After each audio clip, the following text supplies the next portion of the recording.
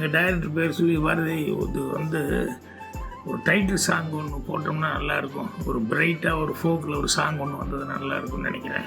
இதே அமரை எழுதுடா அப்படின்னு சொல்லி டாடா டாடா டாடே அப்படின்னு சோளம் விதைக்கையிலேன்னு ஆரம்பித்தார். அப்போ தான் அமர் பாட்டு எழுதுவார் அப்படிங்கிற சமாச்சாரம் எனக்கு தெரிஞ்சது, ஆச்சரியமாக இருந்தது. அப்புறம் அதுக்கப்புறம் தான் அதில் வந்து இன்னொரு பாட்டு, அந்த செந்தூர பூவேன்னு அவார்டு வாங்கின பாட்டு, அதுவும் அமர் தான் எழுதினாப்புல.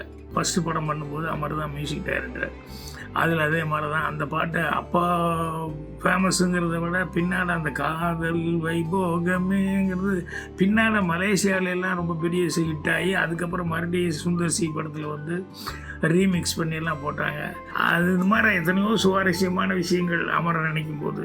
நல்ல நண்பர் அமர். உங்கள் புகழ் என்னன்னைக்கும் சினிமாவில் இருக்கும். ஓகே, வணக்கம்.